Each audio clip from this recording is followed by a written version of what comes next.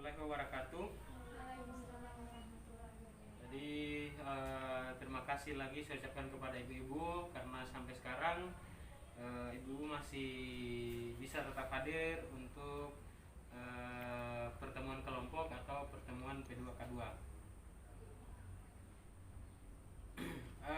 Dalam pertemuan kali ini yang akan kita bahas itu adalah pelayanan penyandang disabilitas.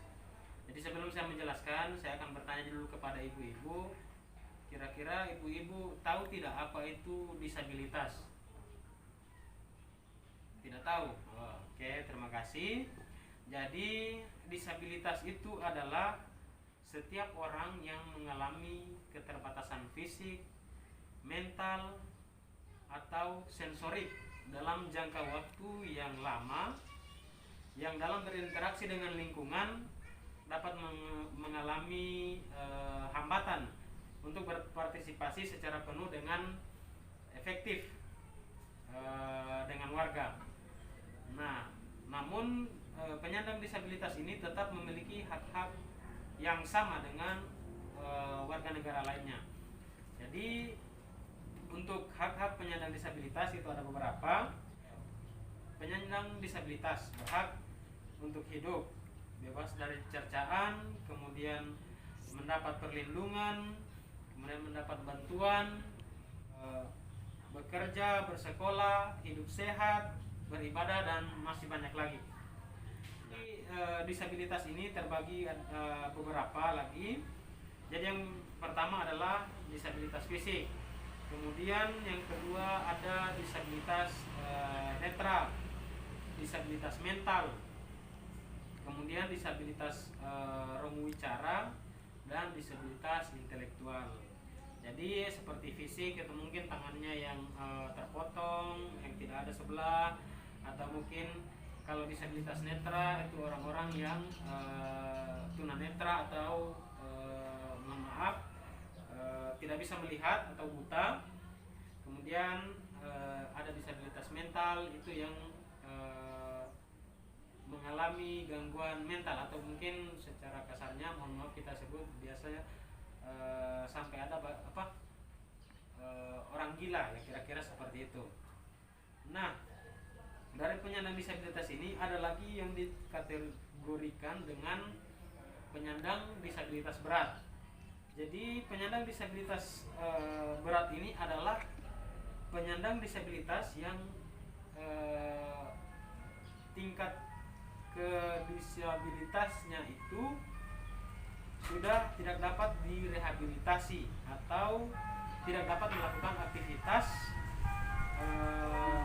kehidupan sehari-hari tanpa bantuan dari orang lain. Jadi memang dia hanya bergantung dari orang lain karena tidak bisa melakukan aktivitas apapun. Nah, kemudian adapun pelayanan bagi penyandang disabilitas berat dalam keluarga. Jadi kalau misalnya ibu-ibu punya keluarga yang penyandang disabilitas, itu ada beberapa pelayanan yang bisa kita berikan sebagai keluarga.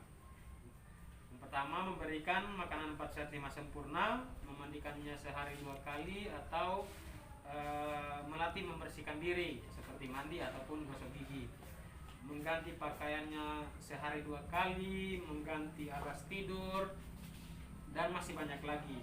Jadi itu yang sehari-hari kita lakukan sebagai keluarga ketika kita mempunyai anggota keluarga yang menyandang disabilitas. Pelayanan bagi penyandang disabilitas berat yang ada di masyarakat. Jadi beda lagi. Jadi kalau tadi di keluarga, sekarang ada di masyarakat. Jadi pelayanannya itu ada beberapa pelayanan yang diberikan. Itu yang pertama adalah memudahkan penyandang disabilitas dalam pembuatan akte kelahiran. Akte kelahiran ya, KTP, BPJS Kesehatan, dan lainnya. Kemudian masyarakat juga berhak memberikan informasi terkait dengan akte kelahiran ataupun KTP dari pihak RT kelurahan.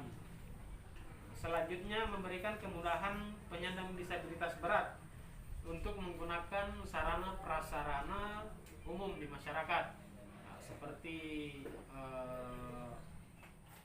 masjid itu atau dan yang lain sebagainya.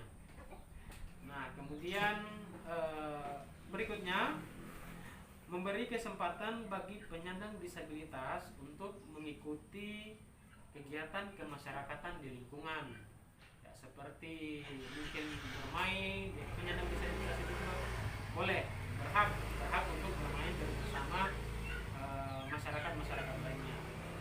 Dan yang terakhir itu adalah memberikan informasi jika terdapat keluarga penyandang disabilitas yang memerlukan informasi rujukan. Jadi ada seperti dinas sosial, lembaga masyarakat ataupun puskesmas. Jadi kira-kira seperti itu ibu-ibu ya. Nah, jadi penyandang disabilitas itu memang memiliki kekurangan fisik atau mental, pokoknya tidak sesempurna kita yang normal. Tetapi jangan ada anggapan bahwa di dalam benak ibu-ibu bahwa karena dia penyandang disabilitas kita boleh menghina, mencaci atau apa segala macam. Jadi itu tidak boleh. Justru sebaliknya, penyandang disabilitas itu harus kita berikan perhatian. Kita berikan perhatian, kita berikan dia motivasi, karena penyandang disabilitas itu juga mempunyai hak yang sama dengan kita-kita ini, dengan kita-kita yang masih fisiknya masih, pokoknya masih normal lah, kira-kira seperti itu. Jadi saya harap tidak ada ibu-ibu yang melakukan hal-hal seperti itu. Jadi saya rasa hanya itu yang bisa saya dapat, yang bisa saya sampaikan. Lebih dan kurangnya